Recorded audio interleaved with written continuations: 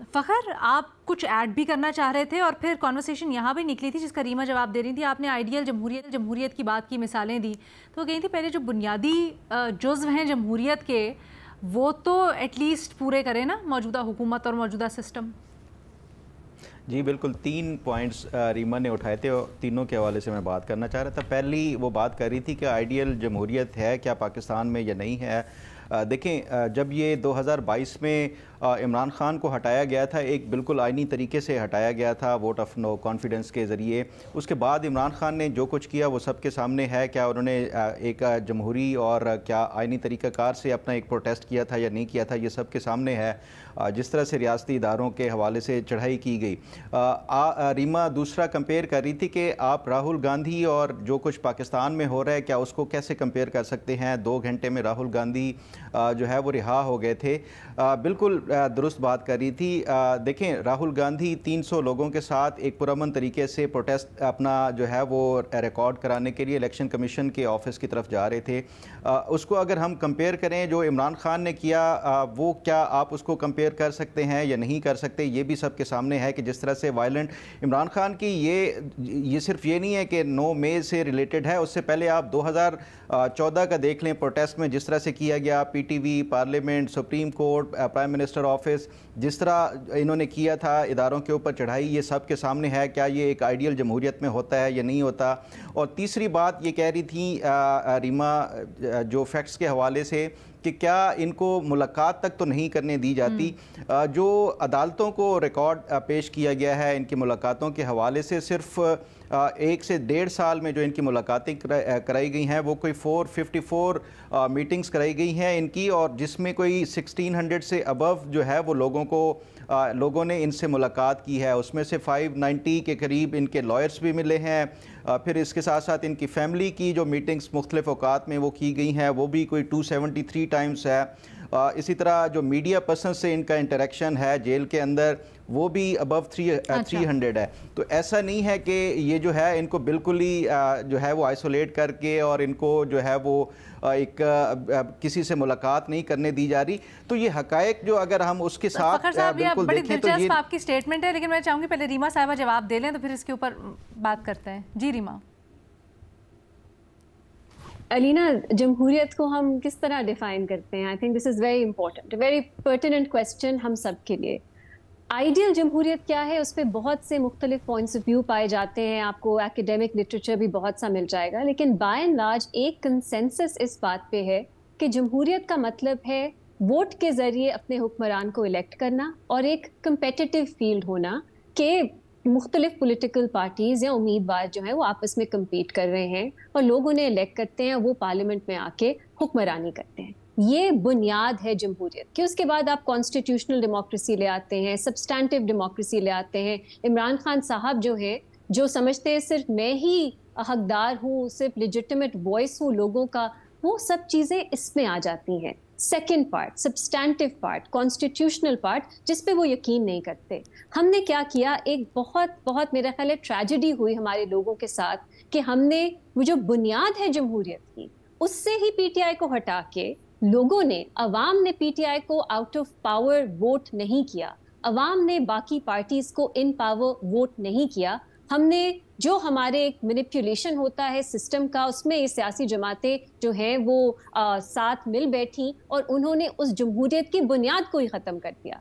तो मैं समझूंगी कि ये मेरी तरफ से हिपोक्रेसी है कि मैं जमहूरियत की बात कर रही हूँ आइडियल, लेकिन मैं जो जमहूरियत का फंडामेंटल है, जो पीटीआई और इमरान खान साहब को महरूम रखा गया जिससे, उसकी बात ना करूं। आगे मैं फ़ख्र से एग्री करती हूँ, कई साल हमने इस पे बात की है कि क्यों इमरान खान साहब और उनका पॉपुलिज्म आइडियल जमहूरी जो वैल्यूज़ हैं उनके खिलाफ है। दूसरी बात, अगर आप कौमी असेंबली की जो प्रोसीडिंग्स हैं वो देखें, जो एयाज सादिक साहब थे उन्होंने बहुत अजीब सी बात की। उन्होंने कंपेयर नहीं किया प्रोटेस्ट इंडिया में और प्रोटेस्ट पाकिस्तान में। उन्होंने प्रोडक्शन ऑर्डर के हवाले से कहा, इमरान खान तो मेंबर ऑफ पार्लियामेंट ही नहीं है, उनका प्रोडक्शन ऑर्डर की क्या अहमियत इस वक्त। वो बात कर रहे थे कि राहुल गांधी को 2 अरेस्ट किया गया भारत में, किसी ने उनके प्रोडक्शन ऑर्डर की बात नहीं की।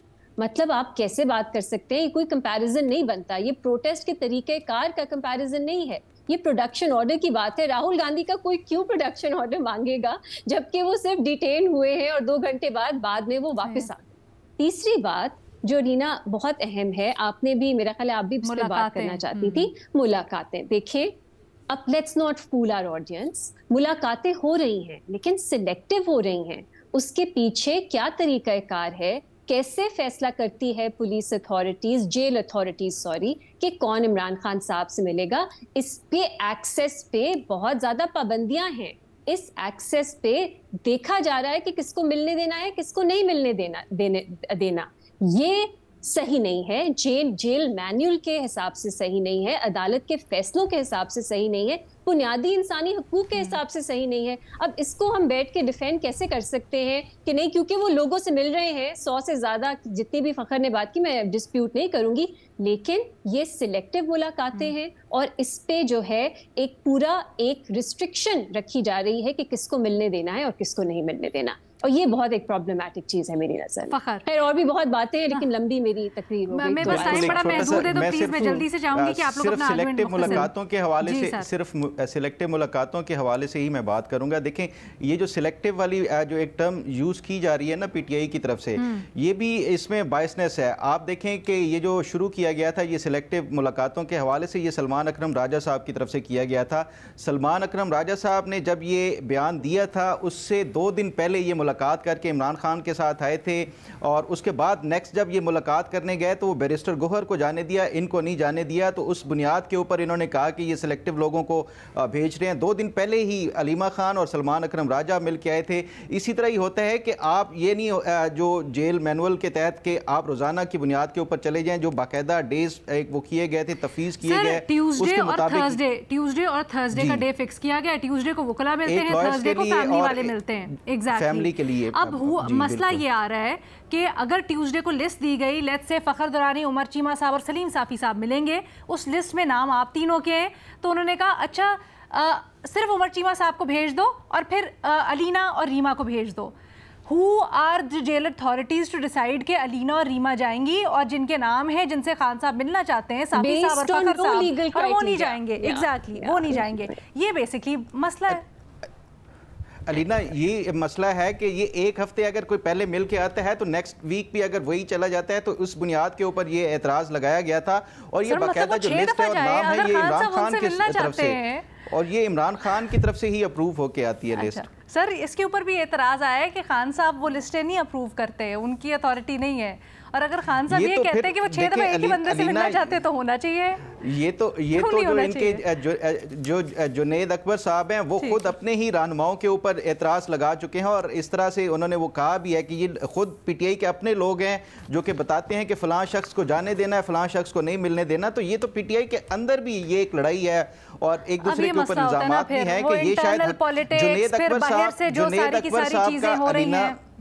जुनैद अकबर साहब का ये बयान ऑन द रिकॉर्ड है कि वो कहते हैं हुकूमत से ज़्यादा हमारे अपने जो पीटीआई के लोग हैं वही बड़ी रुकावट हैं इमरान खान के साथ मिलने के हवाले से, और वही जो है ये कंट्रोल करते हैं कि किसको मिलने देना है, किसको नहीं मिलने देना। सर वो जेल अथॉरिटीज़ कहते हैं कि नहीं जी, जो लिस्ट पे हैं वही जाएंगे।